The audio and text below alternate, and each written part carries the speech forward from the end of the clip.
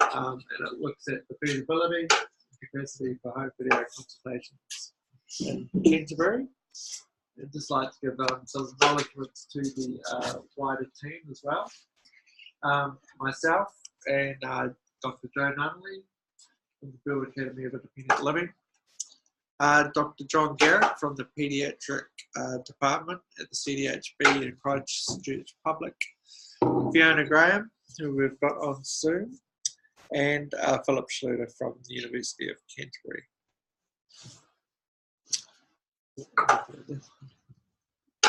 So just a really quick overview of the aim of the participants of the study. So the aim was to explore the feasibility of home video consultations in people who are at two different outpatient clinics. Pediatric outpatients, and it was the parents or guardians of the patients, it wasn't actually the patients themselves, or at a cardiology outpatient clinic between July and August in 2018. Inclusion criteria were also that they were 18 years of age or older and were able to speak English. Recruitment was by sending out information sheets and cover letters in their clinic appointment letters for all participant patients who were having clinics between those dates. And the basic design was a sequential mixed methods design. We had the outpatient survey, and then a subset of those participants participated in a test home video consultation, and then a subset of those participants participated in interviews. So that's just a really quick snapshot of the background and design, and I'll hand over to Josh and Suzanne now to take through some of the results. And I just want to add quickly that as part of what we do here at Bale, we really like to promote the idea of people with the lived experience of impairment and disability being involved in the research process as research assistants, and it's just about giving a skill set to people to develop their skills, and it's an important philosophy of Bale. So thanks, Josh.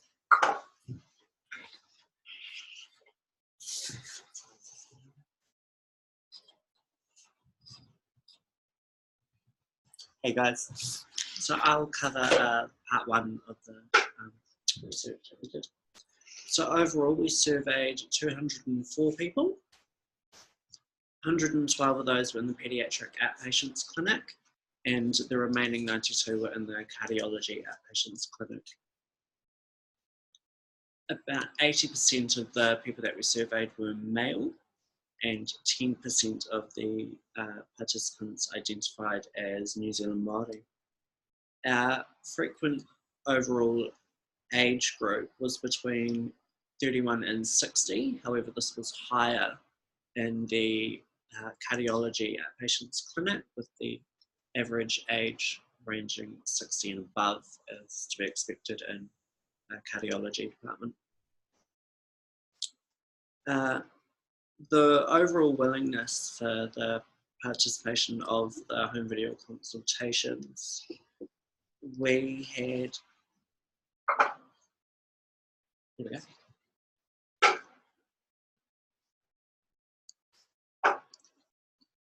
Good. Sweet. So 69.2 were willing to have a home video consultation. 13.9 were unsure about doing or participating in one, and 16.9 were unwilling to do so. There was no significant difference in participant willingness when it was compared across sex, age groups, ethnicity, or the travel time that it took for them to get to and from their clinic appointments. The perceived benefits and disadvantages. So overall, the perceived benefits were the reduced time and the reduced disruption to their daily lives and the cost associated. So cost for petrol, transportation and parking, especially around public. Overall, the greatest perceived disadvantages were that patients weren't being physically examined by a doctor, and they were just a little bit apprehensive about that. There was also the fact that the doctor wouldn't be able to see them in person, which for a lot of people is really, really important. We only had 11 people who perceived there to be no benefit to the home video consultations, which naturally significantly associated to an unwillingness to have the home video consultations done. And I'll pass over to Suzanne, who will cover the rest of them. Thanks, Josh. You want to stand or sit? Okay.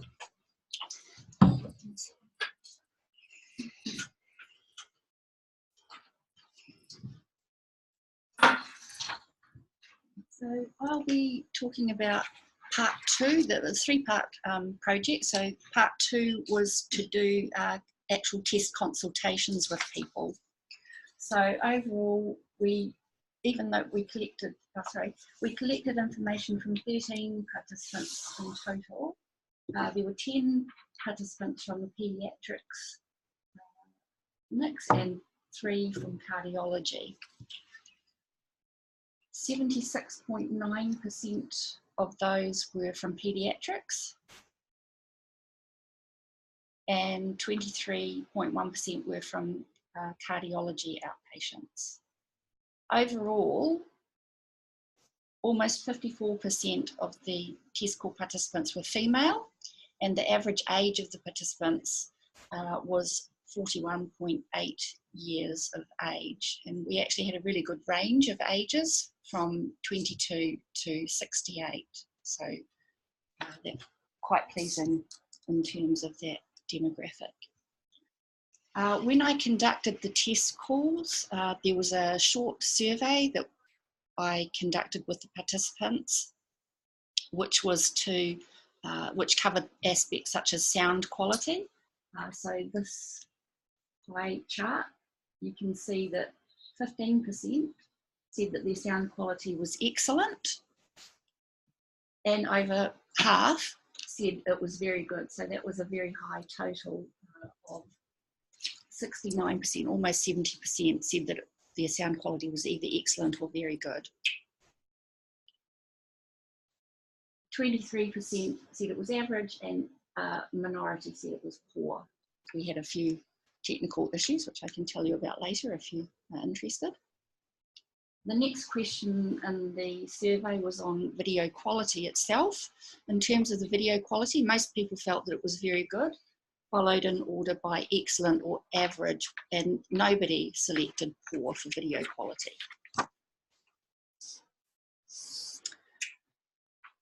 Next was asking the participants what they felt in terms of how difficult or otherwise they found setting up the home video consultation and its usability. So even though the numbers were small, 15.4%, that's 2 people, rated the home video consultation platform was extremely easy to set up and use. 6 participants, or 46.2%, rated it as very, very easy, and 38.5% or 39% rated it as of average difficulty to set up and use. And nobody said that they found it difficult or very difficult. Just one thing to add there is that we had 21 people organised to do test calls, but we're actually only able to connect with 13 people. So that was a success rate of 62%. And some people were able to connect on their first attempt. For others, it took a second or third attempt before we were actually able to connect successfully. And the thing that really surprised me here was that even though there were some technical issues, particularly in the first week or two, and some people were not very familiar with using technology or the internet at home, particularly some of the older participants, even though there were those sorts of issues, sometimes even the internet wouldn't connect properly, the majority of people were still very much in favour of using home video consultations, and I found that quite surprising given those little glitches that we had. So the next aspect was in regards to people's confidence to use home video consultations, and in total over 90% of people felt either confident or very confident to use home video consultations. You can see 54%, that big red, just over half were very confident, and 38% were extremely confident, which was a very pleasing result. Nobody described themselves as not at all confident or not very confident. Again, that was surprising because some participants, I remember one lady in particular said that she'd never used a video platform before, and she was not familiar with using the internet, so even she felt very confident that she would be able to use it.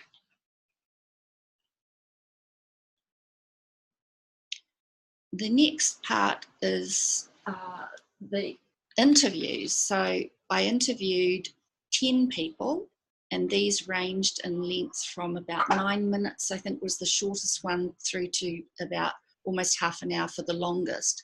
So even though some of the interviews were a little bit short, the quality of the data that we got from those qualitative interviews was very good. So 10 out of the 13 people who participated in part 2 volunteered to be interviewed, and this took place either following their home consultation test or on another day, depending on their availability. As Johnny mentioned earlier, this analysis is still preliminary, and a detailed description of all of these themes that you can see on the screen in front of you would take too much time to go into now. But this table gives you a taste of the six themes that came out of our participant interviews. So the first one is willingness to use HVC. Everybody wins. This basically meant that the majority of participants, in fact, pretty much all of them from my memory of each interview, was that everybody was very much in favour of using home video consultations, and they saw it as a win-win situation both for the CDHB and for themselves as patients, and also for the doctors. The second one factor there in regards to their willingness to use HVC was saving time and energy. Again, this was the primary consideration for almost every person that I spoke to, that they said that it could save them sometimes a half day or a full day off work or off school, so a substantial amount of time would be saved. That was the key overall message so far from the interview data. Sometimes, especially if that interview, if the doctor's appointment was only going to take 10 or 15 minutes, it was going to be a massive saving in time. One woman in particular referred to her own health issues. She had a child that she was taking to the paediatrics clinic quite often and suffered from anxiety and fatigue. She had to take time off work, and it also impacted her family because she had to have her mother drive her to the hospital for appointments. So those were sort of typical comments that I received in terms of people's willingness to use HVC. There was a sub-theme there of home video consultations from home feeling safer. Some people referred to having to use car parking buildings, for example, and were worried about the possibility of having their car broken into, or if they were a woman in particular, about travelling alone to and from appointments, particularly if it was late in the day. The capacity to use the home video consultations, this was an overwhelming yes. Despite some glitches that we had with technical issues and connectivity, overwhelmingly people were willing to use the home video consultations. And finally, their circumstances. The capacity to use, the capacity to use home video consultations was mixed, just going back one, and but subjective participation perceptions were very favourable. In terms of circumstances, participants reported that home video consultations had the potential to reduce time and energy considerably.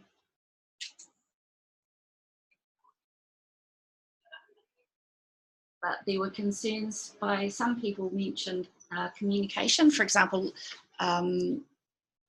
body language, the things that you would typically associate with a person-to-person, face-to-face doctor's appointment, that they were a little bit concerned about whether the doctor would be able to read between the lines, read their body language and things like that. And yeah, generally, again, the overwhelming opinion was that home video consultations are an excellent option, with some exceptions, which were typically if you needed to be examined by the doctor in person. Thank you.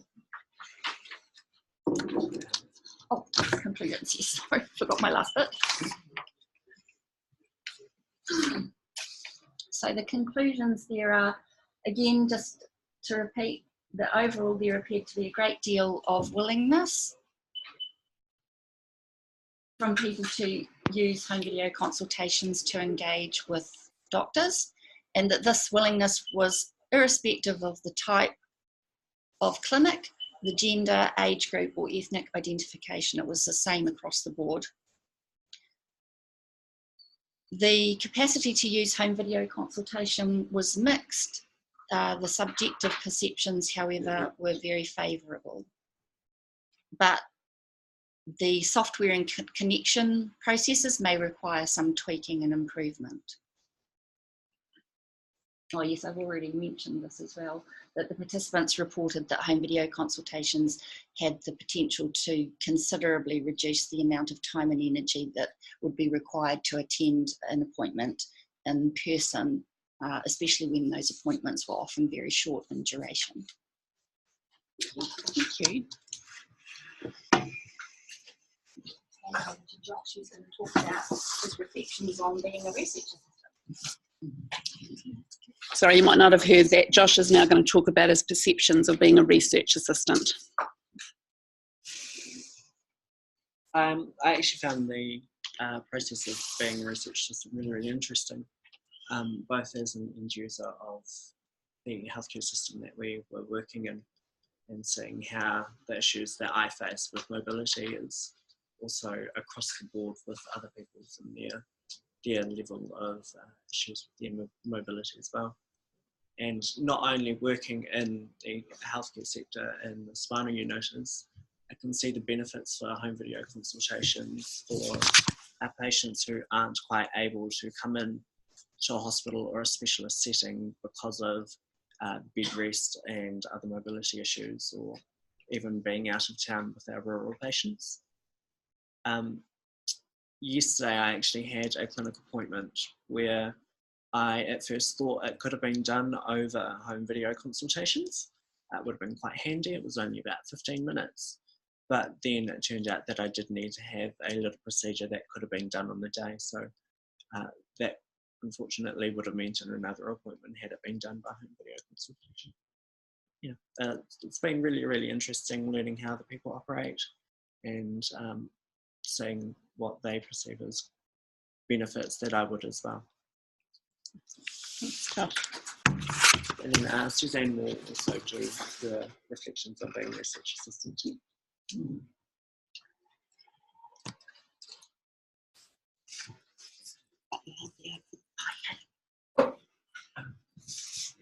I think pretty much, pardon?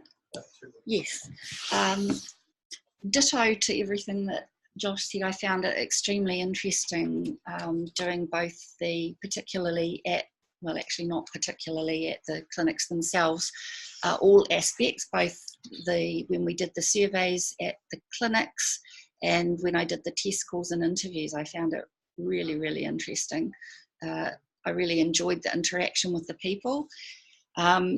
And also having spent a long time in hospital myself, not inconsiderable amount of time as both an inpatient and an outpatient, and also working here at Burwood Hospital as a volunteer and also now for bail, that familiarity with the hospital environment, with all the procedures and protocols that go on, that made it gave me the insight that made it a lot easier for me to do my job as a research assistant, and also made it easy for me to relate to all the patients that I spoke with and develop a very quick rapport. So yeah, overall it was a great experience. Thank you.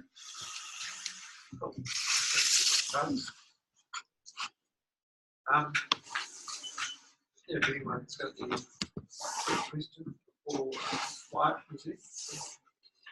Might have time for one or two.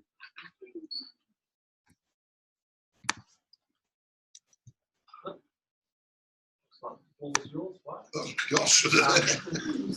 Just a quick round of applause for Suzanne.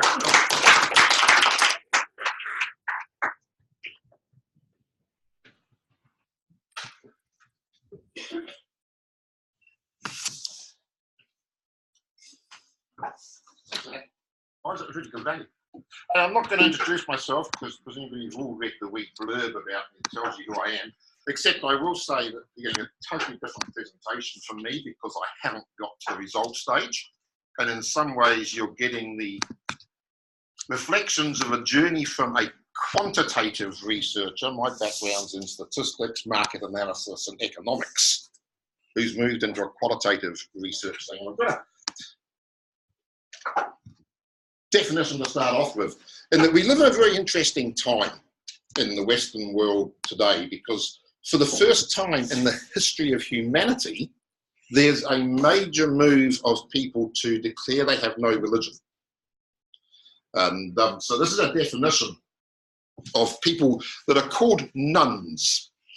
I usually pronounce knowns because otherwise it gets confused with the N-U-N-S's. So it's pronounced known, and it's a definition because on their census forms and things they say no to the question of their religion. And people that hold no particular faith identity, and it's derived from that. Within the knowns, there's several different groups. You've got the spiritual but not religious. They're people that hold a spiritual view but say they're not aligned to any particular religion. They make up probably about 60 to 70% of them. You've got a whole bunch that are agnostic who just aren't really that interested. And probably about 5 to 6% of the knowns are full-blown atheists with no belief in anything at all. Well, they do have a belief, it's just the opposite. So it's an interesting thing in the world, because if we look at the next slide, I think in New Zealand we're in a unique position in that in Australia 22% of the population in 11, 25 and 20% said they are in that category of being nuns or knowns.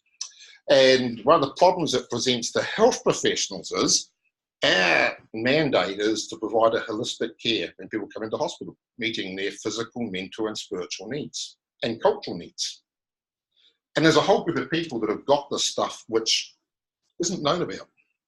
There's been research done to establish what they do know in Britain and America, but in New Zealand, if we look at the next slide, flick it on there, we're actually quite a bit higher. In our last census, 41% said that. The Wilberforce Foundation did a research project this year, and their result came in at 56% of people have no religious affiliation and whatever. And it's rising rapidly. We lead the world in this. There you go. New Zealand's up there at the front again because we're such a beautiful secular society. And we don't have much training. There's huge argument over spirituality and what it is. And as I say, when you come into hospital, there's this whole question. Half our population now aren't religious. Spiritual care in hospital used to be easy because everybody was religious. And someone like me, I'm an ordained Baptist minister, go out and do the religious stuff. My work brief says I'm here for people of all faiths and people of none. But what do these nuns actually believe? So that got me around to thinking, I think the next slide's actually, that's the Wilberforce one that shows 55%. very much a Western world issue. This is a lovely graph. I don't know why it's upside down. It came from National Geographic. But the purple is the areas in the world with the second biggest belief group is people who have no faith. It's a Western phenomenon. You go into the Eastern countries, they don't know what you're talking about. But in the Western developed world, it's our phenomena. So what was the next slide? Oh, there's more stats. Flip through that. It's boring. So I came up with this. And my research is for a PhD. It's an investigation into the beliefs and practice of the New Zealand gnomes and the impact hereon of hospitalisation for serious illness. That was developed with my professor.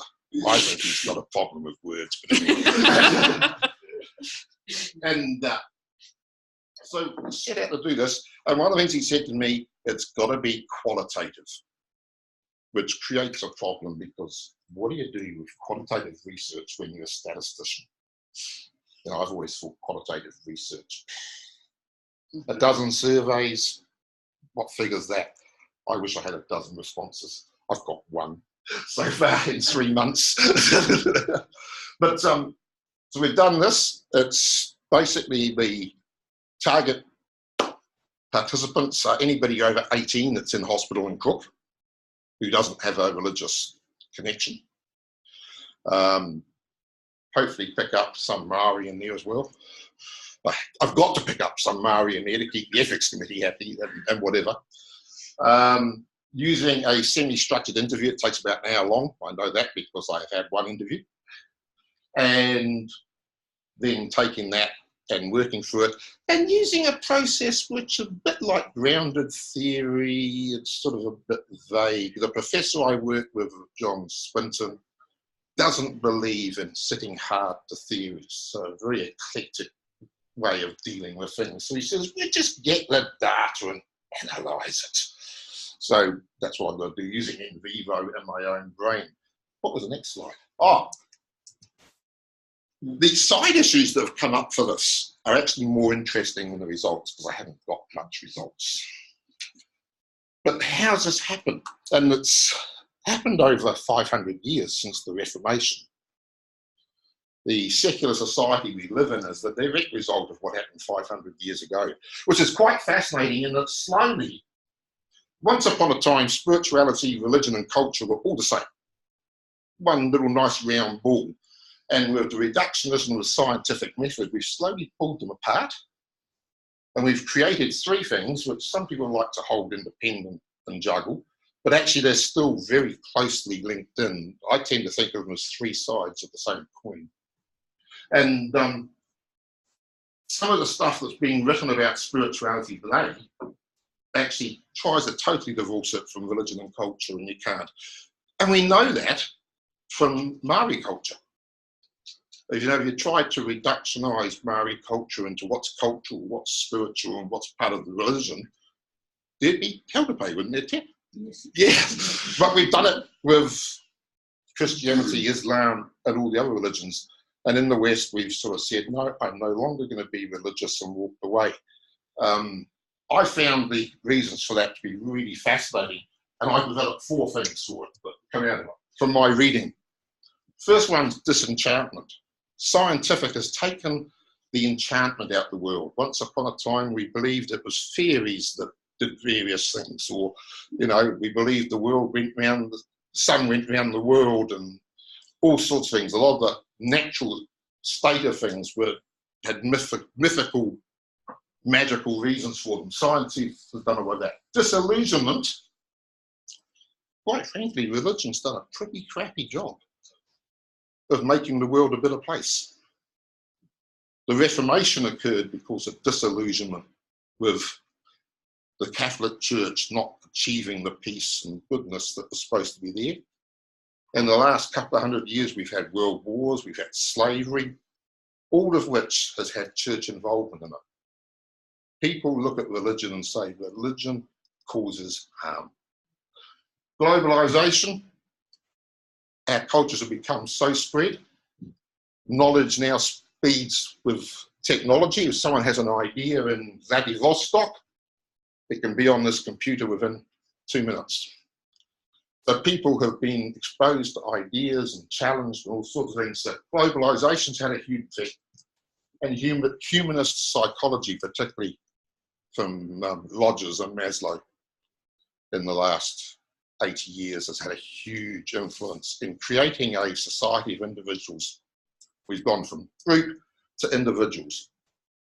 Which brings me to the next slide, I think, which is what the research overseas has showed about knowns, because no one's done it in New Zealand. And no one anywhere in the world, as far as I can find, has looked to see how that gets challenged when people go to hospital. It's a known fact, when you go to hospital, your beliefs get challenged and what up and down. People ask questions, what's life about, why me? So the knowns generally, it's non-exclusive, which is fairly logical in the West nowadays. We don't exclude women. One of the big criticisms of the Christian church that the Wilberforce research from early this year found, the biggest thing that people dislike about Christianity is its treatment of the gay community. And I actually agree with them. The gay community can't feel blessed for the Christians around the place at the moment. It's just hopeless. So it's non-exclusive. Known spirituality accepts everybody. They're anti-authoritarian. Truth is up to us individuals to decide. So you make your own truth. As a realist, I find that a bit hard to cope with. Living in a world with probably just about everybody else in the room here's a constructionist of some kind. You make your own truth.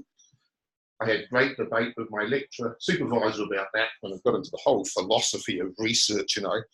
You've got to talk about this. I said, oh, look, let's just do the work. That doesn't matter. And he said, what do you think the P in PhD stands for? Get on and do it. So, very much the new spirituality, experiential. People want to feel something. It's not just about what we think, what we know, what we believe. It's about feeling. And the other thing, it's hugely eclectic. People pick stuff here, they pick it there, on a journey through life. And someone might pick up a practice that comes from Hinduism, run with it for a year, alongside something from Islam or shamanistic belief or neo-pagan belief. And after 2 years, put that aside and pick up something else and move on.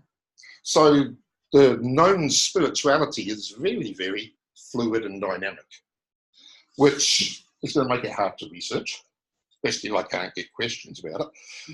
It's really interesting today in the staff briefing for the DHB talking about the grand round on Friday. There's a person there coming to talk about spirituality not being religion. If we've only got religious chaplains, are we meeting the need of all the patients? That's created quite a good response amongst the chaplains. I know I've already sort of written an email saying, huh? Do they know what we do? Because I say our belief is for everybody. And because we studied religion, we do know about some of these other things. But that's beside the point. My next slide says what? My difficulties are ahead. If you read the literature, if you're a medical person and you study spirituality, it's a career killer. There you go. It doesn't do your career good if you study spirituality. As a chaplain, I couldn't care less. I've hit resistance from the scientific community. Every bit of research I've done. For my master's, I had problems from the College of Psychiatrists. From this one, I had real hassle from the ethics committee. I couldn't do it because I'm a minister, or because I'm a Christian, so I'm biased. And I said, so if you're a non-Christian, does that make you biased the other way? We had a good debate about that. But there's been some interest. Recruitment. My method to recruit people was to get nurses and social workers on side, gave them my nice information thing, looks all beautiful. Can you pass this to any patients you might work with that you think would be suitable? I don't know if anyone has. Well, actually, one person did, because I had one person ring me up, and they weren't suitable, they were Catholic.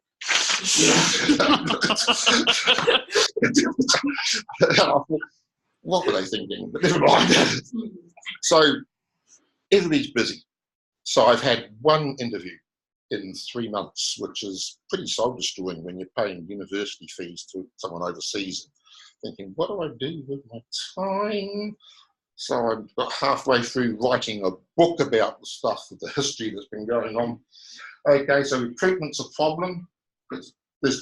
Everybody says, oh, look, we've had too much research, particularly in spinal area.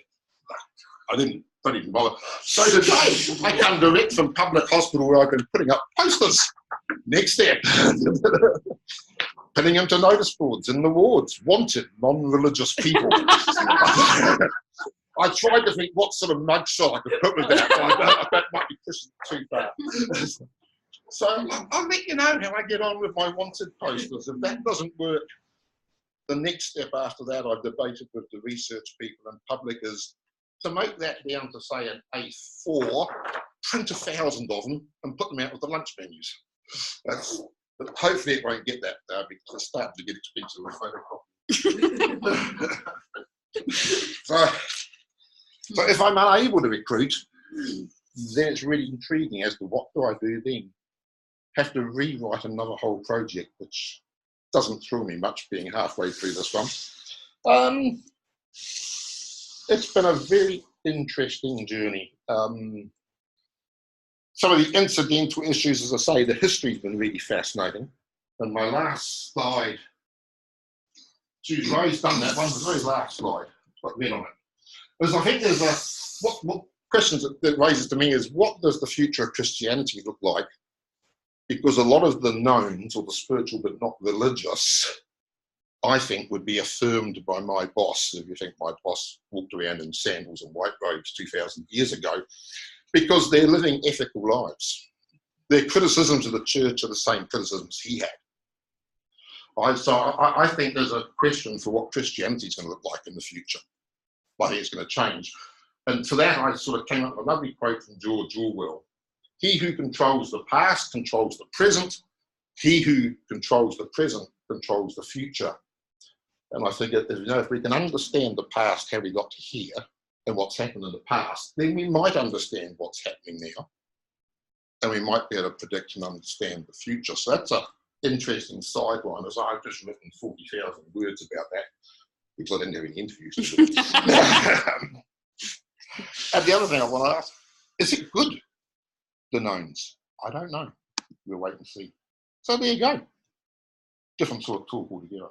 Hopefully I didn't take more than 15 months. Perfect. Thank you very, very much. So yeah. So far, the research of a qualitative nature has been frustration. How many people do you need, Wyatt? Well, as a statistician, I'd say probably 600. But as a qualitative researcher, I'm told 20's a lot. Yeah, one's nowhere near enough, especially when he turned out to be a die-hard atheist, so there was really very little discussion. So if anyone knows anybody, I have some of my consent forms here. You're welcome to take one and pass them on, or you're welcome to grab one for your own information if you want. So the participants have to have a current hospital experience. Well, the one I actually interviewed, he nearly died a year ago, so it doesn't have to be really.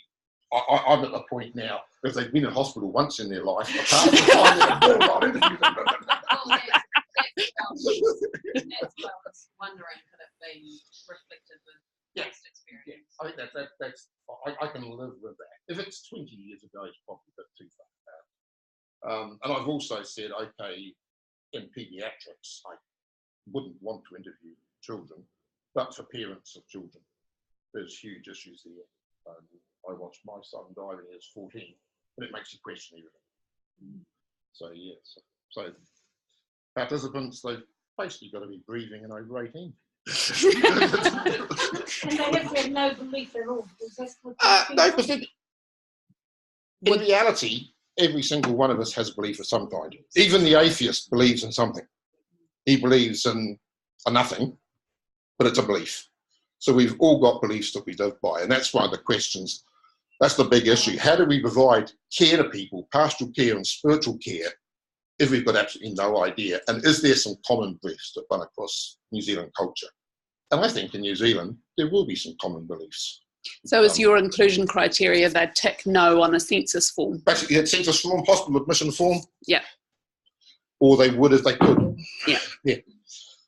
But they're very hard to recruit because actually it doesn't matter to them. So I hadn't actually anticipated that when I started. Any other questions? So you know, even with the people that you may visit, do you ask them when you're talking to them? Or? I do, but I mean, I'm trying to stay out of mental health theory if I can because it confuses my role as a chaplain with a researcher. So I've deliberately not marketed for Bill Morton here because I don't think you can mix both roles very easily. Well, boundaries are hard enough anyway. The people need to be relatively cognitive intact and think about it. Yeah. Yeah, I mean, most of the people out here would be okay. If you've got advanced Alzheimer's, well, yeah, you're probably not going to know what you think. So. And I mean, that if someone's just been diagnosed, they've got Alzheimer's and they're starting there, that's a very real health issue that challenges who am I? Who am I going to become? You know. So you're just wanting participants from Christchurch or Greater Canterbury, or? I have a probable participant in Waikariti, just down by Dunedin. Okay. I'm at the point where I'm saying to Janice, we're going to take a holiday in a few weeks' time to Waikariti. So yeah, I mean, I've worked through the CDHP at the moment because that's convenient under one research office. But if I hear of somebody that's in drivable distance, I'm quite happy to follow it up. The problem is, you say, you've got the atheist, the atheist, because he's passionate about what he doesn't. That's exactly right. He was actually. We had a great debate, but it wasn't a great deal of use for my research because his belief was, well, it was, I suppose, of some use because they are a subgroup of the group which you need to work with. And an atheist still suffers the same angst when he or she is told, you know, you've got 3 months to live, or your wife's got 2 months to live, or something like that. But you still sort of face the same questions. You just yep. It's might be something that you discussed with ethics, but have you had discussions around actually having that conversation with someone, the effects of that? So if someone's come to the hospital and they've kind of had an awful experience and they're having an awful time, but they're not thinking about this stuff in too much detail, and you probably these existential kind of thoughts around actually, for me in my life, spirituality is a business. Yeah. So if one of the things within the interview is I'll always finish by saying, do you want to talk about this further with a chaplain or a psychologist or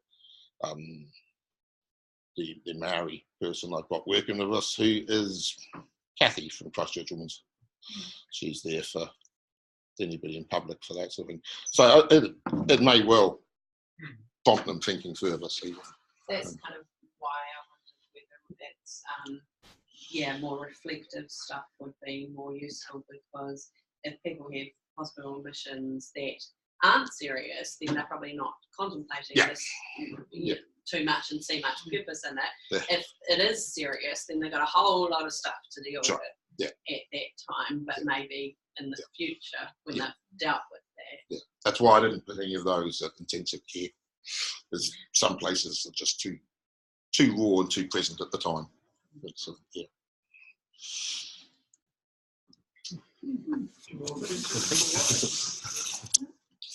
Thank you very much. Okay, I think that's us for here. If you want to send any comments through about how the process has been, this has been our first try for us, and we're quite keen to hear your thoughts on how it went. So yeah, don't hesitate to email and let us know if there's anything you think that could be improved for future. I think from my perspective, getting an external microphone so we could pick up the sounds that are happening in the room and people asking questions would be helpful. But yeah, lovely to have you join us, and it's great to have a bigger audience. And we'll see you all a bit later.